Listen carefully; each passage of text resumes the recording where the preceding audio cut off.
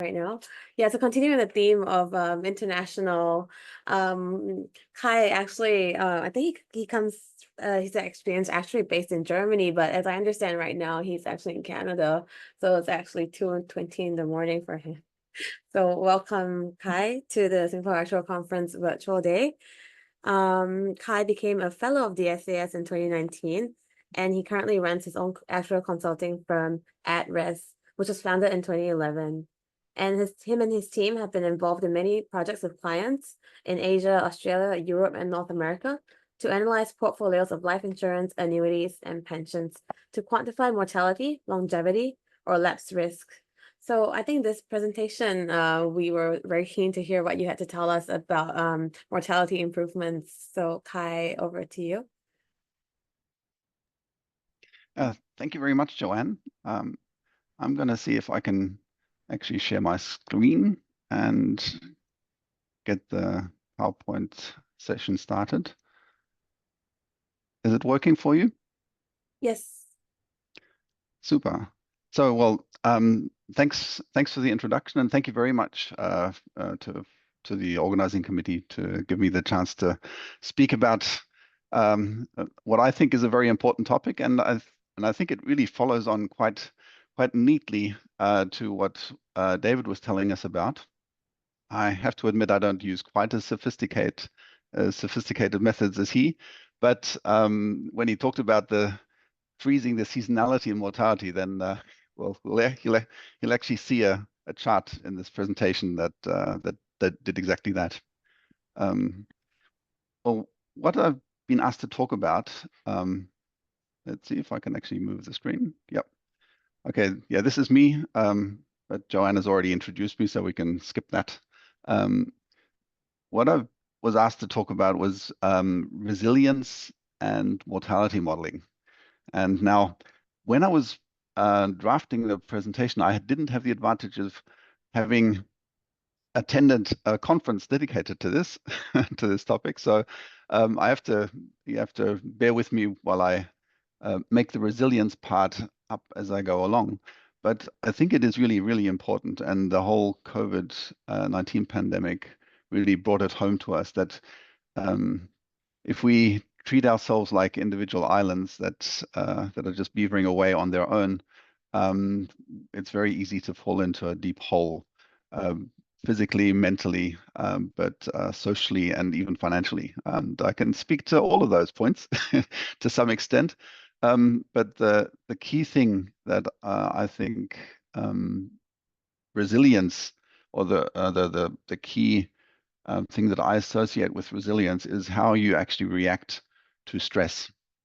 What's your response, and what kind of a stress is it? Is it a stress that actually makes that you're enthusiastic about, or is it something that someone else has layered onto you and you just can't deal with all the work and all the stress that you have to do? And my personal reaction to that, and maybe the recommendation that I'll put out here, is to actually try and take your life into your own hands and have self-directed work where you're no longer the victim of other people causing you stress. You're actually making your stress yourself, and it's something that you can actually deal with in a positive way. There's one particular book that I found particularly interesting that described how how a positive response to stress actually is and enhances your longevity, and that's exactly on point for my research. If you're able to actually respond to stress, if it's actually something that you're enthusiastic about rather than the work dragging you down, then it'll actually reduce your mortality and increase your longevity.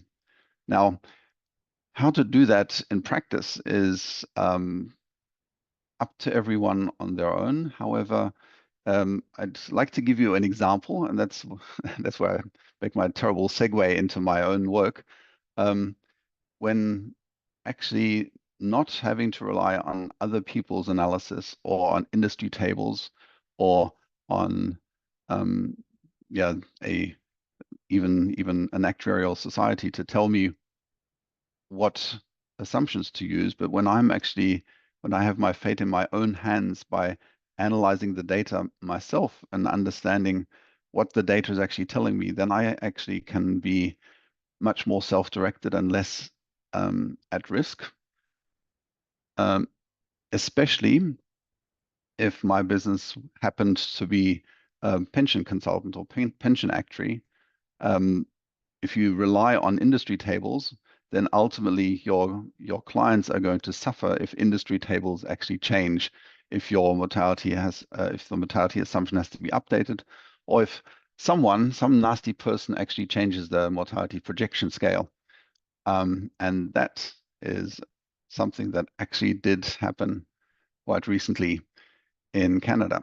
I'm talking to you from Ottawa today, and that's no coincidence. That's where the CIA, the Canadian Institute of Actuaries, has its headquarters.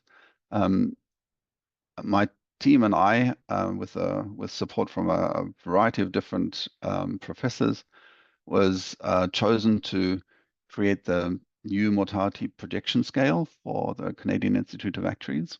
We presented that work in April, and I'll show you a couple of snippets of that.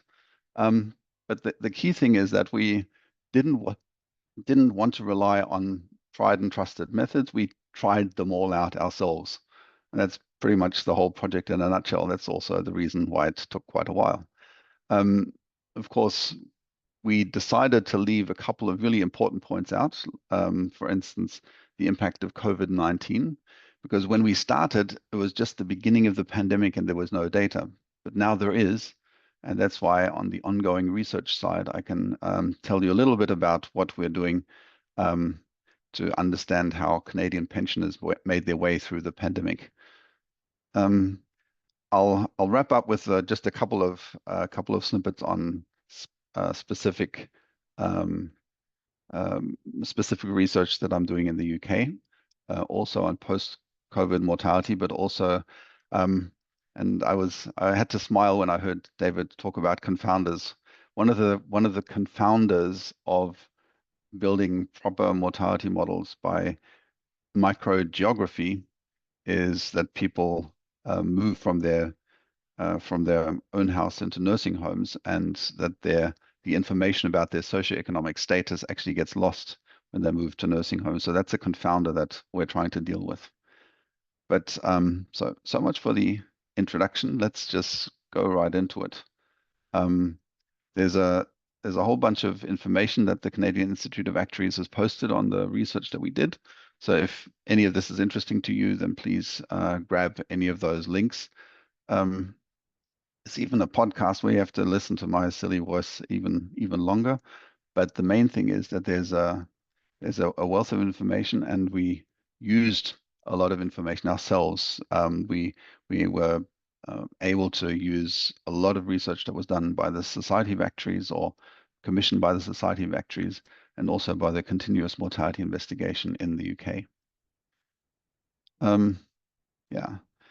The other resilience is the theme, and getting out and spending a bit of time at the fresh air is also something that helps strengthen your resilience. And it's no coincidence that my friend, who's a professor at a university, just at the end of this, where this river flows into the River Rhine, um, she and I were walking one Sunday afternoon and talking about what we were doing. And it turns out that she was supervising theses on mortality improvements right at the same time where I was thinking about throwing my hat in the ring for the CIA project. So that's indeed where it all began. The project itself was going to be split into three uh, pieces: a data review, a review of the literature, and then um, finding objective criteria to select a model. But the project oversight group kept talking about this long-term rate that they wanted us to assess. At the beginning, I was actually not really that happy about having to choose a long-term rate, because I had always believed that you try to find the most appropriate stochastic mortality model, you project the mortality forward and that's it, right?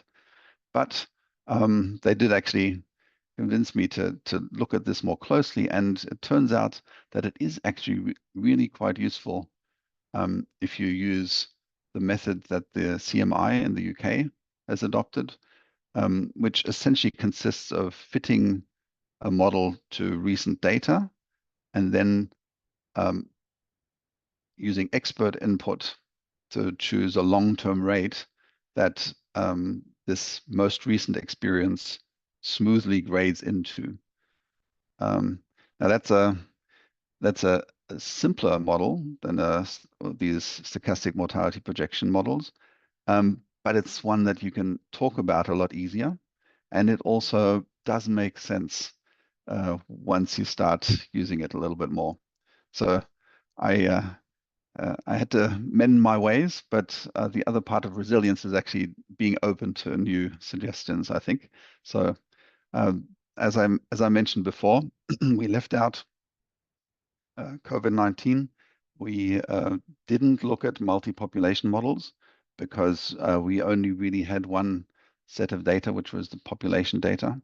And cause of death modeling is a really, really interesting topic. That's where a lot of research is happening at the moment, and has happened in the last 5 to 10 years. But it was out of scope for the work, and we're looking to continue that. Um, Everything starts with the data, just like with David's presentation. So let me show you Canadian population mortality. On the left-hand side, you can see the mortality improvement rates for females. On the right-hand side, it's for males. And the color codes are the same that the CMI uses, so it's recognizable. The more orange or dark brown you get, the higher the mortality improvement rates.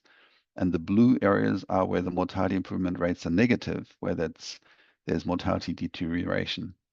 And the funny thing is that if you actually look at the last 100 years and look at pretty much all ages, you can recognize quite a number of different things. You can see how antibiotics actually and other measures prevented childbirth death in women. You can see that there was a smaller effect, but a positive effect, reducing injuries and fatalities for males. You can very quickly recognize how men were killing themselves with driving fast cars and smoking way too much in the 50s and 60s.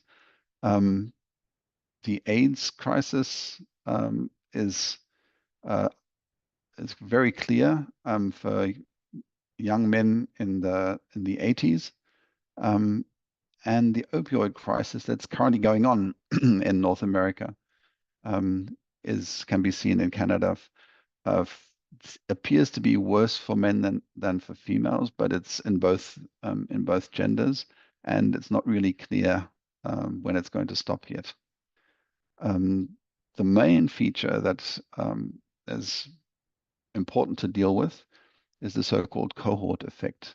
So the mortality improvement that a certain generation, people who were born in the 30s and early 40s, they seem to have um, enjoyed mortality improvements much larger than the preceding or the following generations. You can see the same somewhat weaker effect for females, but you can also see a shadow of a cohort effect for the females of earlier generations. So they actually had the first cohort effect. It wasn't the males. So all of these things are really very interesting to model. However, if you're trying to build a robust mortality model, it usually makes sense to avoid young ages because there's so much volatility and so much period impact that things that are very difficult to predict, that we decided to limit the analysis to ages 40 plus. Um, the same goes for the oldest ages. You can see that above age 100, the mortality mortality improvements are very volatile because there's literally not that much data out there. So we limited the mortality, the analysis to 40 to 90. So this is 40 to 90. We're still showing the 90 to 100-year data, but we are only using data up to age 90. And here you can see that it's much more regular, and we may even have a chance of getting that model to work. So I'll just take a quick breath before we dive into the review of the different models. Um, my friend the kookaburra is trying to encourage you to stick with it. Here we go. This is the short list of models that we identified as ones that might be useful, that are commonly used in both academic literature, but also in practice by different actuarial societies. So we tried them all out, and the winner is the integrated age period cohort model, which very coincidentally is also one that the one that the CMI uses. The runner-up is the standard age period cohort model, and we'll talk about those two models in a second. My personal favorite, the Renshaw-Haberman model, just came in number 4, so that was a bit of a disappointment. But the whole point of this project was to actually learn and not decide in advance what was going on. So the key thing with all these different models is to decide which one actually makes the most sense. And there's 2 criteria that we use to essentially deselect models. So it's actually rather a model deselection criterion. If the model doesn't explain the history well, then there's a fairly big chance that it won't explain the future. It's in a very loose way. It's kind of your counterfactual that David was talking about. So if we look at the model output on the left-hand side, that's the so-called Lee-Carter model. It's one of the oldest, most widely used models, and it has an age dependence of the mortality improvements, but no cohort effect. And in the residuals that we're showing here, you can actually see that it's missing out the cohort effect because there's this diagonal shape.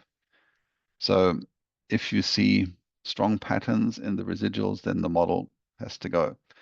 On the right-hand side, the APC model, it's a very, very simple model, but it includes the C component, the cohort component. And because of that, the residuals look a lot more random. They're not entirely random. There are still spots where mortality improvements were greater and areas where mortality improvements were lower than the model predicts. But in general, it's a lot better than the Lee-Carter, so we kept it. So this was the criterion that kicked out Lee-Carter model. And to keep it simple, we actually had 2 main criteria. The second one is robustness. So is the model resilient? Is it going to survive? And it's how does the model react to change? If we change the age range or the time window that we're using to calibrate the model, is the change moderate, or does it react in an unpredictable way? On the left-hand side, the heat wave model that had been applied to Canadian mortality improvements earlier turns out to be not very robust at all. Like if you look at different observation periods, then you get very different parameter shapes. And even without knowing what the parameters mean, by having them change so much, you can tell that the model is not going to behave very well. Whereas for the APC model, my friend, the simple age period cohort model, you can see that the mortality, the parameters that describe the mortality in this model actually are all changing in a well-behaved way. The fact that these parameters, this is the trend parameter, that it's drifting to the right, that's because we're averaging to 0. And because mortality is lower, the the parameters drifting to the right, but it's doing so in a predictable way, and that was the whole point. Okay, so we've found a way to kick out most of the models, and ultimately we were with after more analysis we were left with two, and I'll explain the simpler age period cohort model first.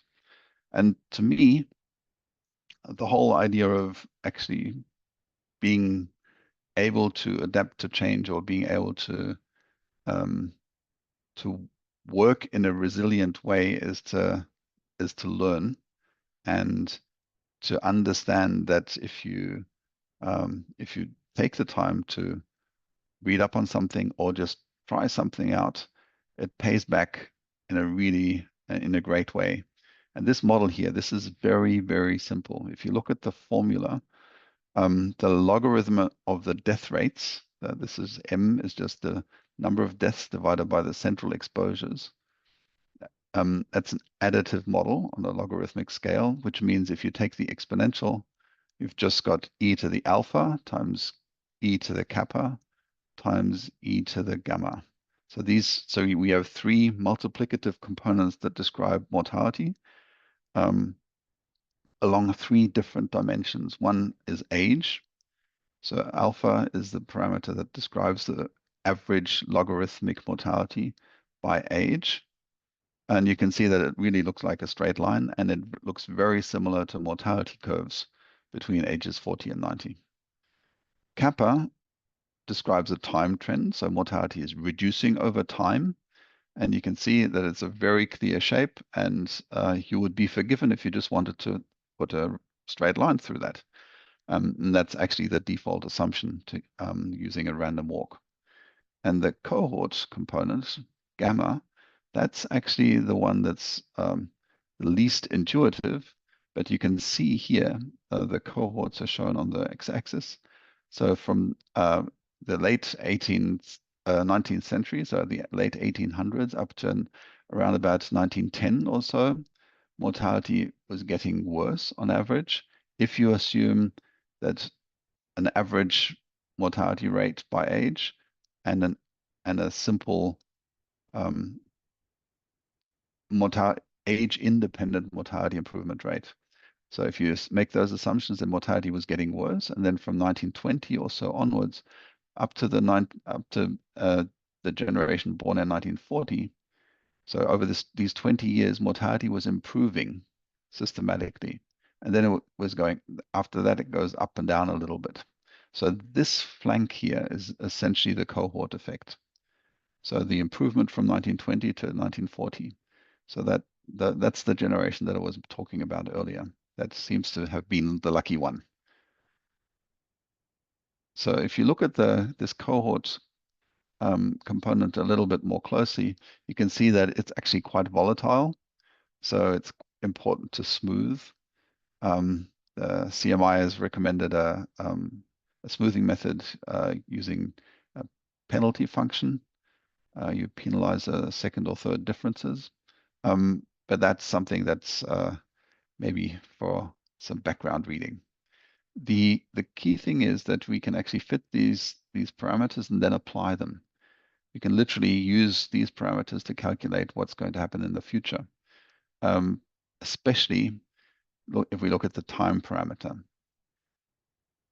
Speaking of time, I'll just take a quick look at the watch. I've got 15 minutes to go, so I should maybe speed it up a little bit.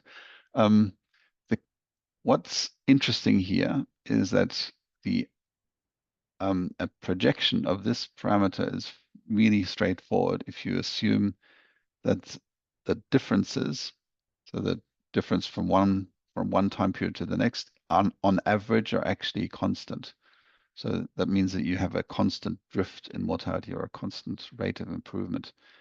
So if you look at the if you look at the time range from 1980 to 2019, you get an average of 1.74% improvement for males and 1.4% average annual improvement for females.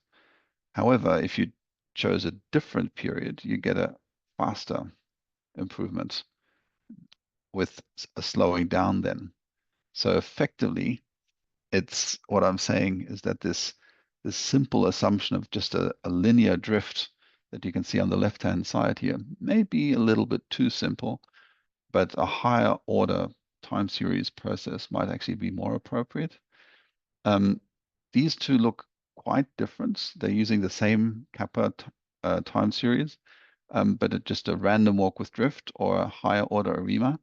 But if you look closely at the y-axis at the scale, you can see that the left-hand chart nicely fits into the confidence bands of the right-hand chart. So what this means is these two models are actually both valid or equivalent within error boundaries. Yeah, and that's a very important feature that we used to decide which long-term rate we were going to choose.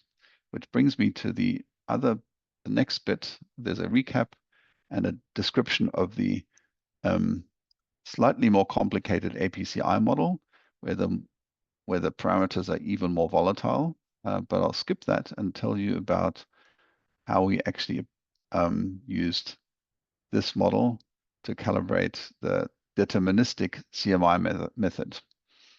So the deterministic CMI method I mentioned earlier takes your recent experience on the left-hand side from 1980 to 2019. For instance, that happens to be the study period that we use to calibrate the data, calibrate our model. And then you get to pick a long-term rate, a direction of travel, and a time period over which you think mortality improvements will converge to that long-term rate, and you get a projection. So it's a deterministic method where you actually decide, and you don't take into account that that it might actually be different, that it's stochastic. What we did is we fitted our model, the APCI model in this instance, to the experience data. Those are the red circles. And the solid black line actually represents the APCI fit and projection into the future. And then we chose the CMI parameters that actually gave us, on average, the same result. And that's all there is to it.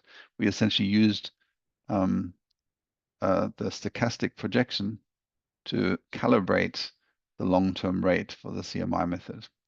And ultimately, you get something like 1.5% that you can adjust downwards somewhat if you choose a different time series projection.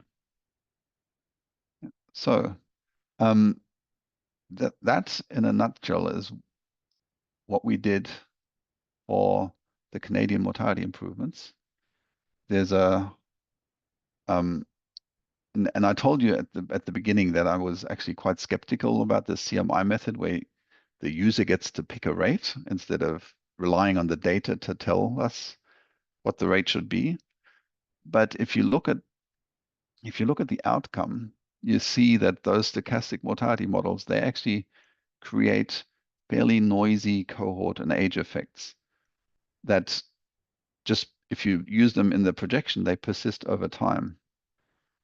But even though the future might actually be that noisy and jagged, what we also know is that from our projection point forward, we become less and less certain about what actually is going to happen. The funnel of uncertainty increases.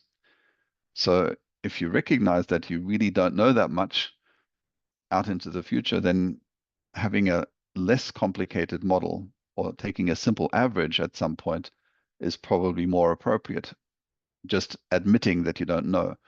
And that's essentially what the CMI method does.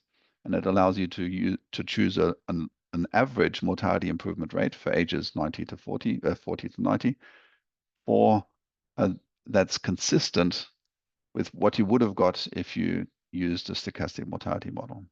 So I mended my ways, and so what we're left with now is trying to figure out what to do with COVID and how to actually apply this mortality improvement scale to specific pension plans all life insurance portfolios.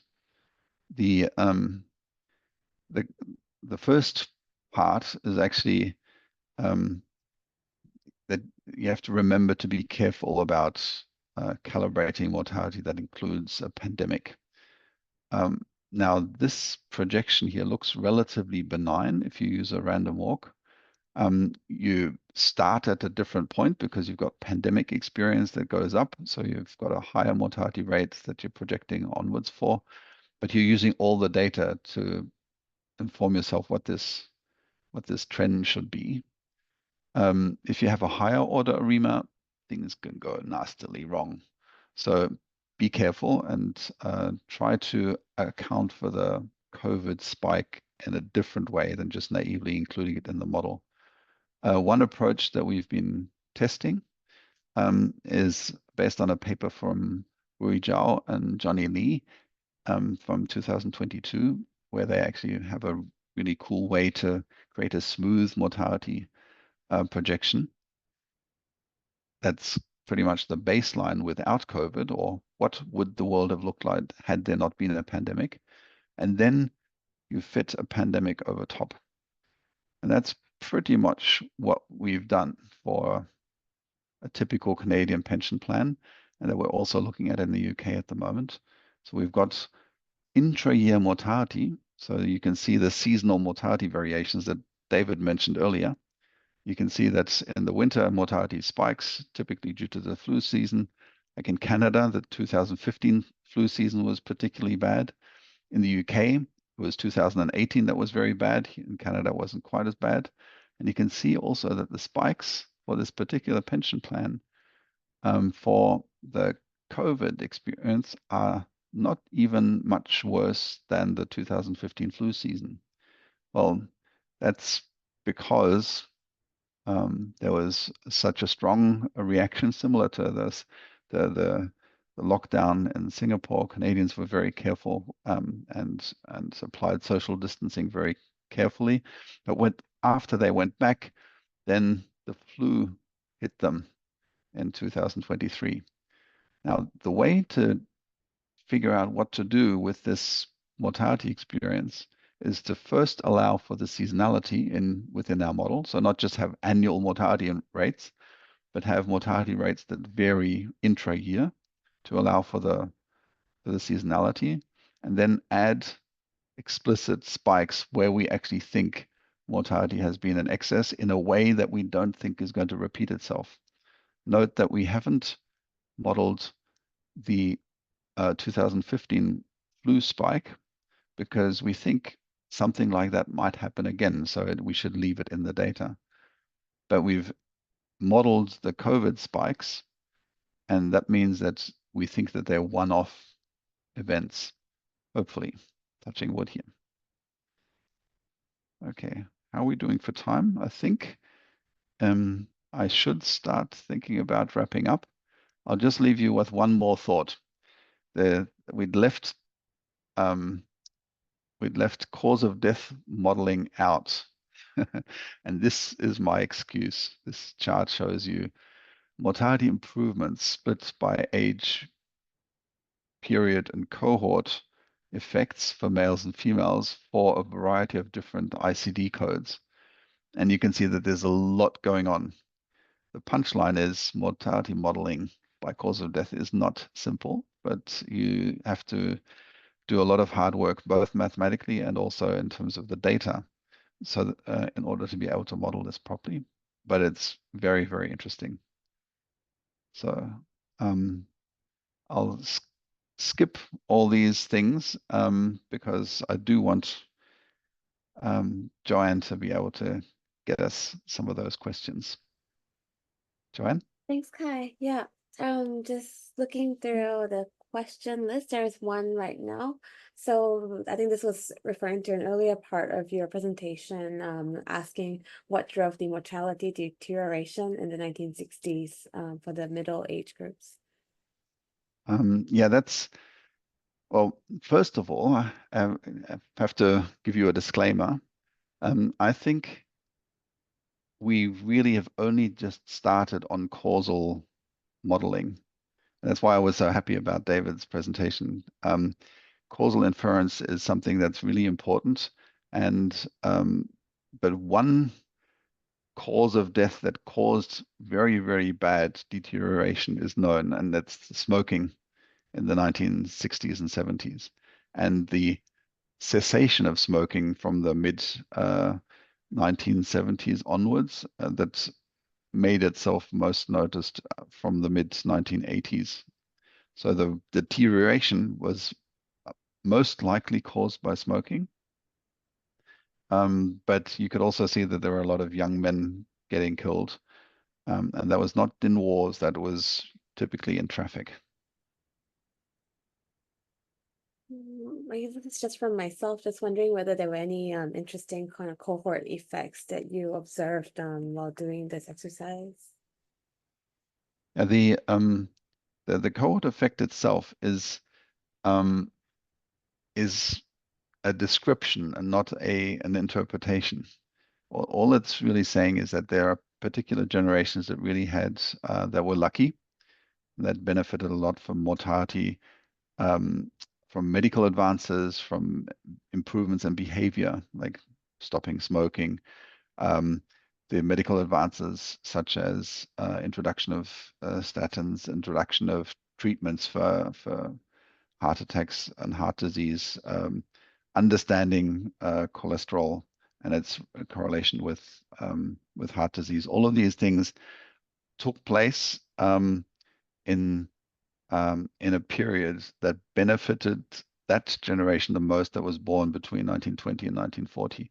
And that seems to be the case in most developed countries.